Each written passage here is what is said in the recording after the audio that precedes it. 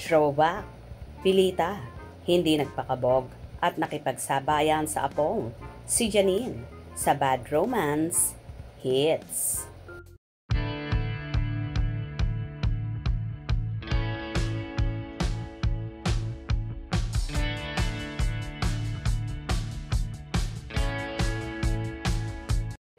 Isang throwback video ng maglolang sina Pilita Corrales at Janine Gutierrez ang kumakalat ngayon sa Showbizlandia.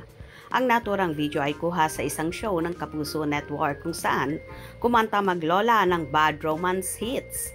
Game na game naman si Miss Pilita Corrales na kantahin ang Bad Romance kasama ang kanyang apo na si Janine na napakagaling ding kumanta.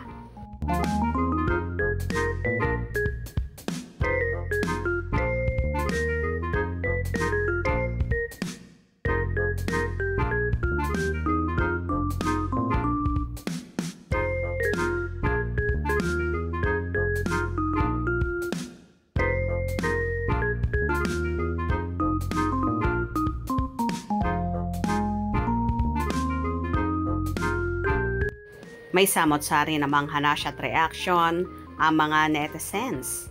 Naayon pa nga sa ilan, ang galing na maglola, ang ganda rin ng boses ni Janine. Nakakamiss si Miss Mamita Pilita Corrales.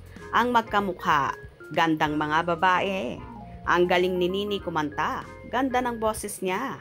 Cute ng maglola. Walang kapares ang tandem ni na Janine at Pilita. Kaloka si Mamita at pinaliliyad pa ang apong si Janine.